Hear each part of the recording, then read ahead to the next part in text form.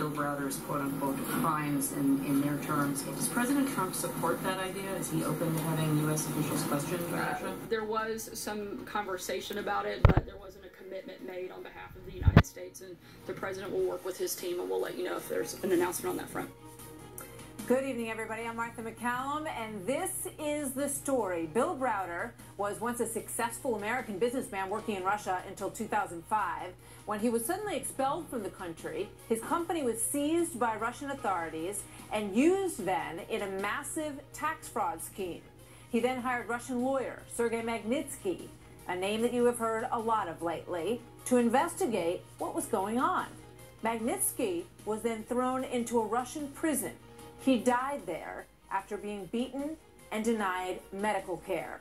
Ever since then, Bill Browder has campaigned to punish Russia, and he says his efforts have made him Vladimir Putin's #1 foreign enemy.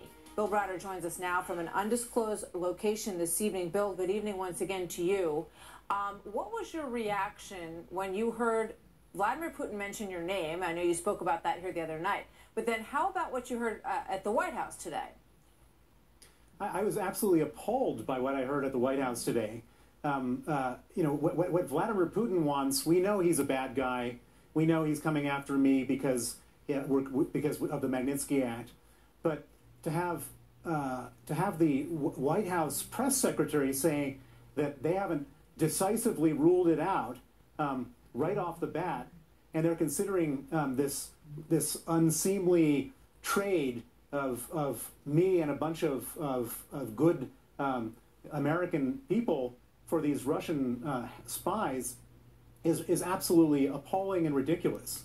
The Magnitsky Act was passed by Congress, and it put sanctions on Vladimir Putin on many of his wealthiest friends in terms of what travel they could have. This has irritated him to no end, and he wants it lifted. And in fact, that was part of the reason that Natalia Veselnitskaya was in New York to try to get the Magnitsky Act lifted. It also has to do with some adoption rules. That's part of the larger picture of it. But they very much want that overturned, and he's obviously very angry with you.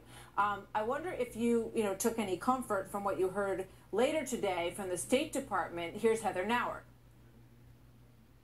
I can't answer on behalf of the White House with regard to that, but what I can tell you is that the overall assertions that have come out of the Russian government are absolutely absurd. The fact that they want to question 11 American citizens and the assertions that the Russian government is making about those American citizens, we do not stand by those assertions. Does that make you feel any better?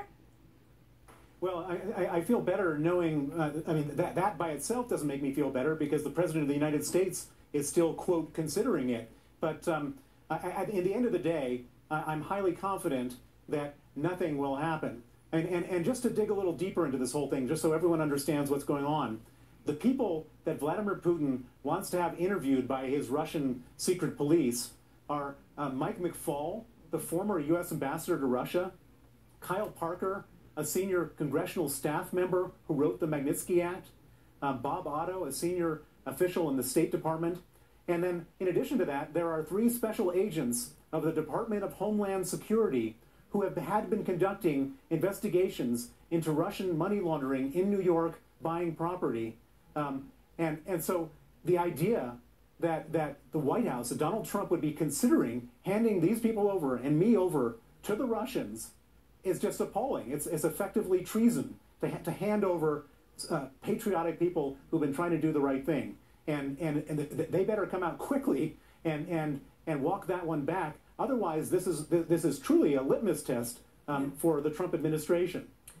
Ambassador McFaul has said that he hopes that there is immediate pushback publicly to this idea. How do you think that do you think the president is very familiar with your case and really understands the whole thing?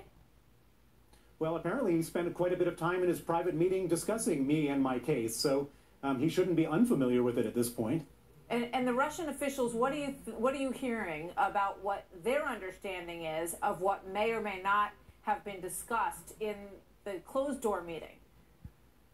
Well, the Russian government has made a very clear announcement saying here's a list of people that they want to interrogate in the United States, and it consists of me and it consists of a bunch of these people I just mentioned, and they're very clear about it. And the one thing I should point out to you that the story that Vladimir Putin told at the Helsinki summit press conference is the same story that Natalia Veselnitskaya told in the Trump Tower meeting in June of 2016.